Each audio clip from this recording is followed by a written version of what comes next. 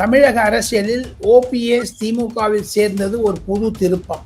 ஆனால் பிரதமர் சென்னைக்கு வர இருக்கிறார். அதற்கு பயந்துதான் முன்னாடி சேர்த்து கொண்டாரா மு.க.ஸ்டாலின் அல்லது இவர் ஓடி ஒளிந்தாரா ஓபிஎஸ் என்று தெரியவில்லை. அவசரமாக திமுக ஏன் இப்படி செயல்படுகிறது? உள்ளே பயமா அல்லது காங்கிரஸை பயமுறுத்துகிறாரா மு.க.ஸ்டாலின்? ஃபர்ஸ்ட் தேமுதிக உள்ள ஜோதிச்சிருந்தாரு, இப்ப பன்னீர்செல்வத்தை நுழைச்சுக்கிறார். காங்கிரசினுடைய கதி என்ன ஆச்சுங்க? விஜயனுடைய தமிழ் வெற்றி கழகத்தினுடைய ஆளுமை, அதிகாரம், அழுத்தம் இதையெல்லாம் பார்த்து மு.க.ஸ்டாலின் பயப்படுகிறார். திமுக என்பது 50% அண்ணா திமுக ஆட்கள், 50% திமுக ஆட்கள். இப்ப உண்மையான இருக்கக்கூடிய திமுக ஆட்கள் எங்க போறாங்க? திமுகவுக்கு ஒரு பைத்தியம் பிடிச்சிச்சுமா. நீங்க தயவு செய்து அண்ணா அறிவாலயம் பக்கம் போவாதீங்க. விஜய் சொன்ன மாதிரி நானும் போக மாட்டேன்.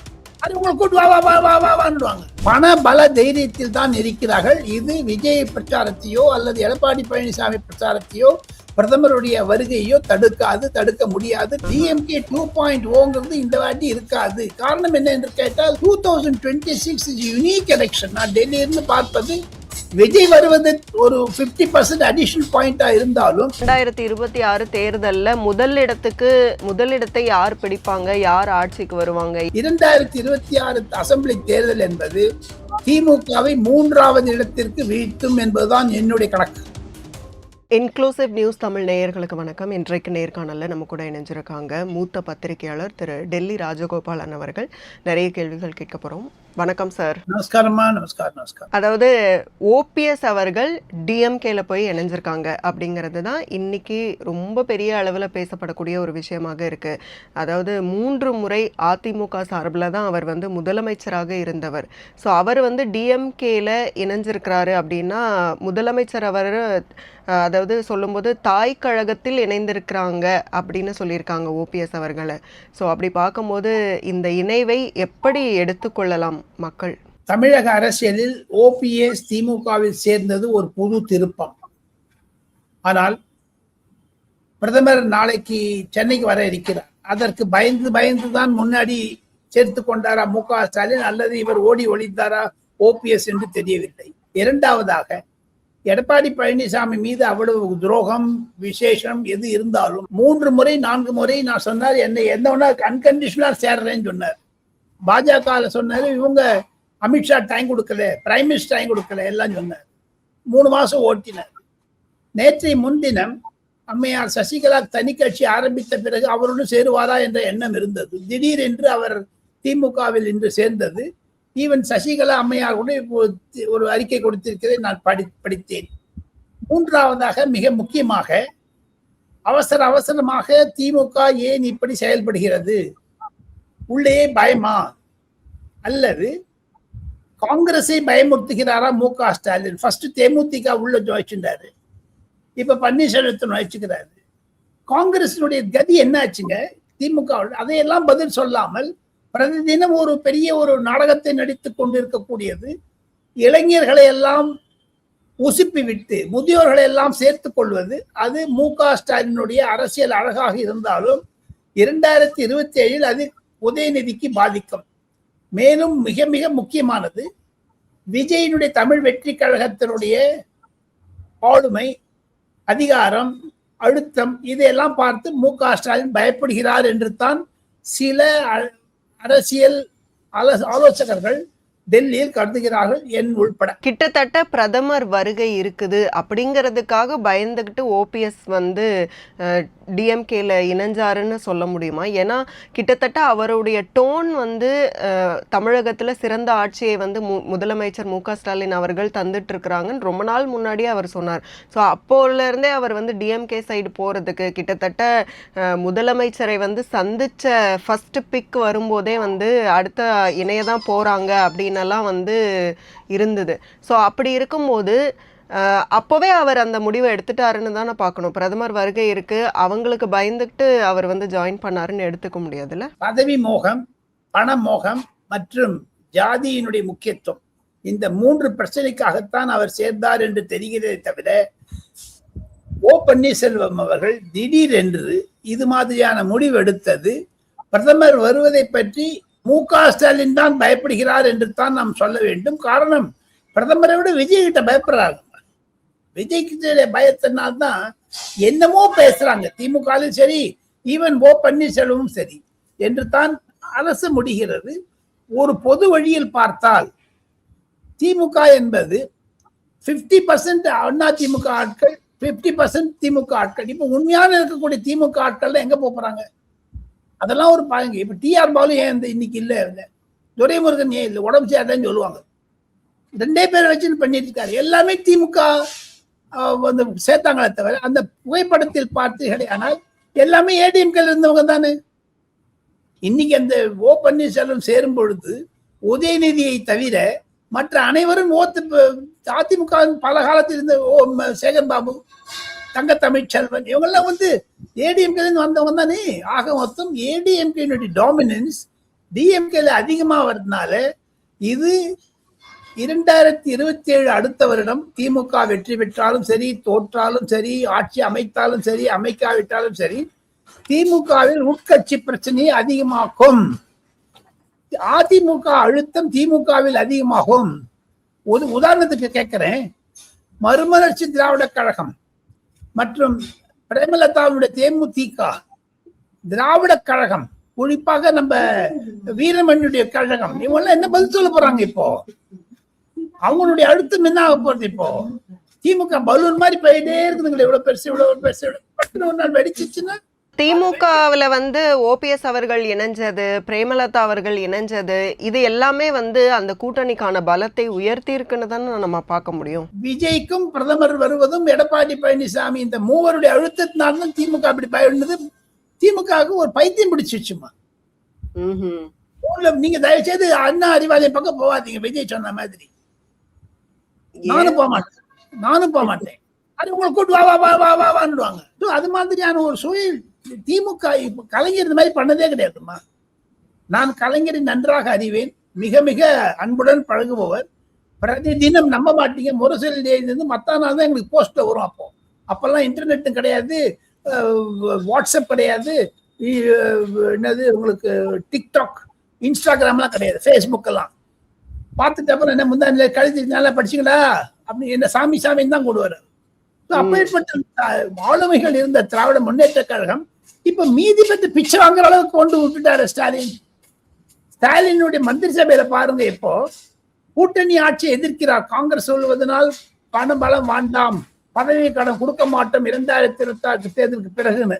ஒண்ணு சொல்றேம்மா, நான் 8 பேர் என்றேன். அவருடைய அமைச்சரவையில, ஸ்டாலினுடைய அமைச்சரவையில 8 முக்கிய பதவிகள் வைக்குது அதிமுக வந்தவங்க தானே. ஆக மொத்தம் நீங்கள் கூட்டணி அமைச்சு பண்றீங்க. எதுக்காக ஓபன் சேர்க்கணும்? இன்னைக்கு புதுசா சொல்றாங்களே.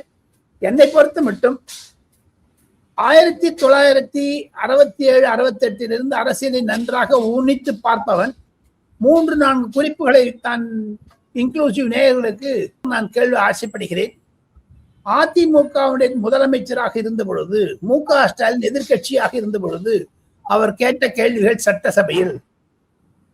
அதை தவிர எடப்பாடி பழனிசாமி முன்னிலையில் துணை முதலமைச்சராக இருந்த பொழுது ஓ பன்னீர்செல்வம் சட்டசபையில், தனபால் ஸ்பீக்கராக இருந்த பொழுது மு.க. ஸ்டாலின் கேட்ட கேள்விகள் எல்லாம் சாப்பிட்டாங்களா? அப்படியே இல்ல வாந்தி எடுத்துட்டாங்களா? எந்தெந்த கேள்வி கேட்டார் இவர்? ஊழல் சொன்னார்ல இவரு. இதே மு.க. ஸ்டாலின் 2014 அம்மையார் ஜெயலலிதா முன்னாடி ஊழல் அரசு என்று சொல்லியிருக்காரு இவரை பற்றி. இண்டிகேட்டிங் ஓ பன்னீர்செல்வம். அப்ப அதெல்லாம் சாப்பிட்டாங்களா? எல்லாம் இப்ப வாஷிங் மிஷின் போயிடுச்சா? இப்போ அரசியல்ல இதெல்லாம் சாதாரணம் தானே. அப்ப நீங்க சொல்ற மீதி பேசக்கூடாது. எடப்பாடி பழனிசாமி பேசக்கூடாது, நீங்க விஜயை பத்தி பேசக்கூடாது, நீங்க எதிர்கட்சியை பத்தி பேசக்கூடாது. சர்வசாதாரணம்னா எதற்காக விஜய்க்கோ இல்ல எடப்பாடி பழனிசாமியினுடைய ஆட்சிக்கோ நைனா நாகேந்திரன், அன்புமணி ராமதாஸ், சீமான் போன்றவர்களுக்கு ஏன் தடை விதிக்க வேண்டும்? எதற்காக இடையூறுகளை கொடுக்க வேண்டும்? ஆனா அவங்க பயப்படுறாங்க அப்படின்னு சொன்னாலுமே எந்த கான்பிடென்ட்ல வந்து அவங்க நெக்ஸ்ட் 2.0 ஆட்சி வரும்னு சொல்றாங்களே. கிட்டத்தட்ட நிறைய இப்போ வந்து கூட்டணியில நிறைய கட்சிகள் வந்து சேர இப்போ ஓபிஎஸ் வந்து சேர அப்போ திமுக வந்து வலுவடைஞ்சுக்கிட்டே போகுது. அப்போ இந்த முறை வந்து தேர்தலில் அவங்க தான் ரொம்ப ஸ்ட்ராங்கா இருக்கிறாங்க அப்படின்னு சொல்றாங்க. அப்ப விஜய்க்கு அப்படியே வந்து அது மைனஸா தானே போய்கிட்டு இருக்கு. இவங்களுக்கு பிளஸ் ஆகிறதுக்கு தான் 5000 ரூபாய் கொடுத்தாரு. அந்த 5000 ரூபாய் ஒன்றும் சேரல. இப்ப பாரு, எலெக்ஷன் கமிஷன் மேலதான் எலெக்ஷன் வைக்க போறேன்.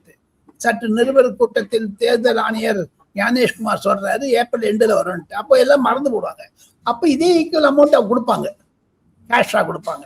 அந்த தைரியத்தின் பண பல தைரியத்தில் தான் இருக்கிறார்கள். இது விஜய் பிரச்சாரத்தையோ அல்லது எடப்பாடி பழனிசாமி பிரச்சாரத்தையோ பிரதமருடைய வருகையோ தடுக்க முடியாது. காரணம், தமிழ் மக்கள் கண்டிப்பாக போதைப் பொருள் மூலமாக, சாராயத்தின் மூலம், இன்ஃபுளுன்ஸ் மூலமாக, ஆளுநர் ஆர்.என். ரவி சட்டசபையில் படிக்க வந்தாரே, அந்த ஸ்டாட்டிஸ்டிக்ஸை பார்த்தீங்கன்னா 20,000 தற்கொலைகள், 64,000 விதவைகள், விடோஸ் போதை பொருள்னால மாட்டுக்காங்க. நேற்று கூட ஒரு வீடியோ பார்த்தேன்.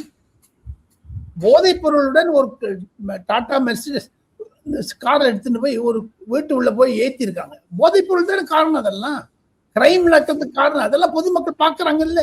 ஏமா நீங்க டெலிவிஷன்லயும் ட்விட்டர்லயும் திமுக திமுக திமுக திமுக சொன்னா கிராமத்துல போய் பாருங்கம்மா. ஒண்ணும் ஒண்ணா, நான் டெல்லியில இருக்கேன். எனக்கு என்னுடன் படித்தவர்கள், கல்லூரியில் படித்தவர்கள், அவருடைய மருமகள், மருமகன், மகன், மகள் எல்லாமே அது இன்ஜெக்ஷன் போட்டுக்கிறாங்களா. எனக்கு வந்து ரொம்ப ஆச்சரியமா இருக்குது. இந்த மாதிரி தமிழ்நாட்டில் நான் இருந்தேன்னு.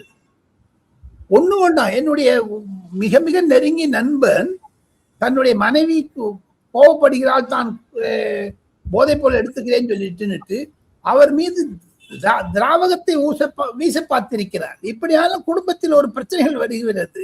அந்த பொண்ணு வெளில வந்துச்சு. அந்த பொண்ணு டாக்டர் படிச்சாங்க, எம்பிபிஎஸ் படிச்சாங்க. அது ஊருக்கு போயிட்டாங்க, திருச்சிக்கு போயிட்டாங்க. பாதுகாப்போட இருக்காங்க. இப்போ என்னைக்கு ஒன்னா அரைச்சிருவாங்க, மரணம் அடிச்சு.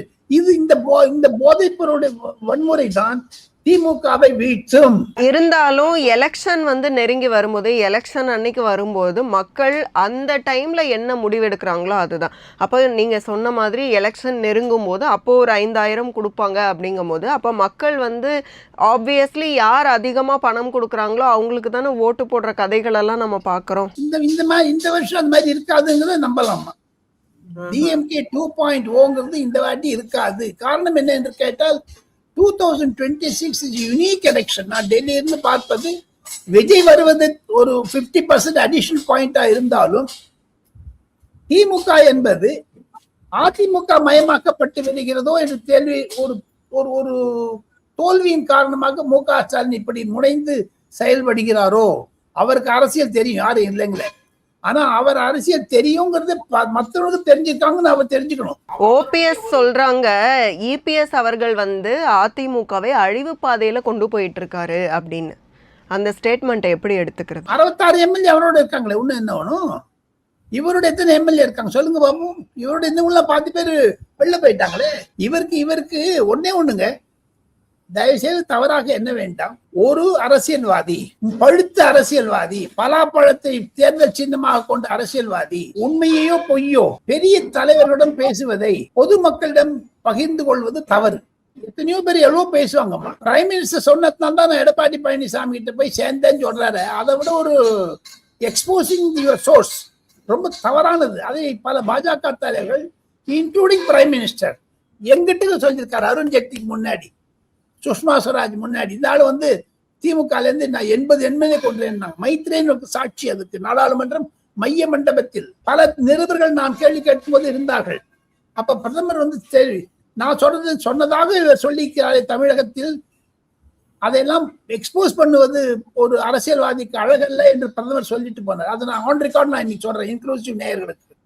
அப்படிப்பட்ட அரசியல் துரோகம் செய்தவர் தான் ஓ பன்னீர்செல்வம். அதாவது டிடிவி தினகரன் அவர்களோட கூட தான் இந்த மாதிரி மோதல் போக்கு இருந்தது. ஆனாலும் இபிஎஸ் அவர்கள் வந்து அது வந்து அதுல பாஜகவோட தலையீடு இருக்குன்னு சொல்றாங்க. அது இருக்கோ இல்லையோ, டிடிவி அவர்களை வந்து கன்வைன்ஸ் பண்ணி உள்ள கூப்பிட்டுக்கிட்டாங்க. அப்படிங்கும் போது எதுக்காக ஓபிஎஸ் அவர்களை அந்த அளவுக்கு கன்வைன்ஸ் பண்ணி திருப்பி கூப்பிட முடியாத அளவுக்கு ஓபிஎஸ் என்ன தவறு செய்தார்? ஓபிஎஸ் தவறு செய்யல.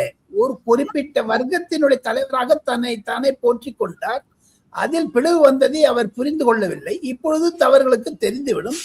டிடிவி தினகரன் தான் உண்மையான அந்த சமுதாயத்திற்கு தலைவர் என்பதை நிரூபித்து காட்டிவிட்டார். அந்த சமுதாயம் என்பது திமுகவை தீய சக்தி என்று சொன்ன சமுதாயம். தேவர் சமுதாயம் என்பது தேச பக்தி உடைய சமுதாயம், தேக விரோதிகளுடன் சேர்ந்த சமுதாயம் அல்ல. பசும்பன் முத்துராமலிங்க தேவருக்கு ஓ பன்னீர்செல்வம் இழைத்த அநீதி தான் நான் பார்க்கிறேன்.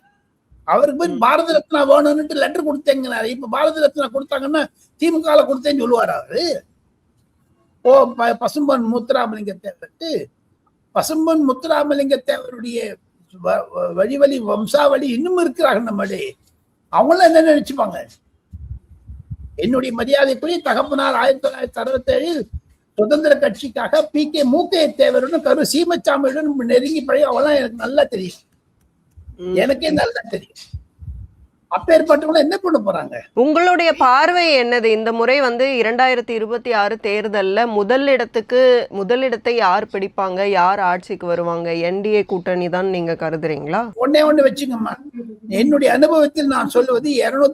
நீங்க don't go by the percentage of votes, don't go by the percentage of. இப்போ தமிழ் வெற்றி கழகத்துக்கு 30 இருக்கு, திமுகவுக்கு 45 இருக்கு அப்படின்னு சொன்னா அது ஒரு சரித்திரமாக செஃபலாஜிக்கல் ரீதியாக பார்த்தீங்களா அது உண்மையாக இருக்கலாம். அதை நான் மறுக்கவில்லை. இருப்பினும் என்னுடைய ஒரே ஒரு கருத்து, 234 தொகுதிகளில் காங்கிரஸோ திமுகவோ அதிமுகவோ பாஜகவோ மற்ற எந்த கட்சிகளும் ஒரு மட்டுமாக போட்டினால் நம்ம 234 கணக்கில் கொண்டு நாம் பார்த்தால் 2026 அசெம்பிளி தேர்தல் என்பது திமுகவை 3வது இடத்திற்கு வீழ்த்தும் என்பதுதான் என்னுடைய கணக்கு. அப்ப 2வது இடத்துக்கு தாவேகா கூட்டணி வந்துருமா? தாவேகா கூட்டணி அமைந்தால், இல்லைன்னா சிங்கிள் மெஜாரிட்டிலேயே அவங்க செகண்ட் பிளேஸ்க்கு வந்துருவாங்களா? என்னுடைய அனுபவத்தின் ரீதியாக சொல்ல போனால் எல்லாருக்குமே 80 வந்துடும். அப்ப என்ன பண்ணுவீங்க? தொங்கு சட்டமன்றமா? தொங்கு சட்டமன்றத்தில் அதிமுக தலைமையில் ஒருவேளை தேர்தலுக்கு பிறகு 40 50 அல்லது 60 தமிழ் வெற்றி கழகம் வறுமையானால் அது திமுகவுடன் போகாது. ஆனால் திராவிட முன்னேற்ற கழகம் என்ன செய்வார்கள்? அதிமுகவில் இருக்கக்கூடிய கூட்டணி கட்சிகளை தாவேகாவுடன் சேர்ந்து கொண்டு கூட்டணி அமைக்கலாமா என்று எதிர்பார்ப்பார்கள். அப்பொழுது காங்கிரசுடைய நிலைப்பாடு உண்மையாகத்தான் வரும். ஆனால் மத்திய அரசாங்கத்தில் பாஜக இருப்பதனால் மு.க.ஸ்டாலினை மீண்டும் முதலமைச்சராக்குவது விடுவிட்டு கூட்டணி ஆட்சி எடப்பாடி பழனிசாமி தலைமையில் வறுமையானால் திமுகவில் இருக்கக்கூடிய கூட்டணி உடைக்க முயற்சி செய்வார்கள். எது எப்படி இருப்பினும் தமிழகத்தில் ஒரு ஜனாதிபதி ஆட்சி மீண்டும் வராது என்பதை உறுதியாக சொல்ல முடியும். இந்த 2026 அப்புறம் ஆனா is going to be coalition government தான் என்னுடைய கருத்து. மிக்க நன்றி சார். உங்களுடைய நேரத்துக்கும் கருத்துக்களுக்கும் மீண்டும் இன்னொரு சந்தர்ப்பத்தில் பேசலாம். நன்றி.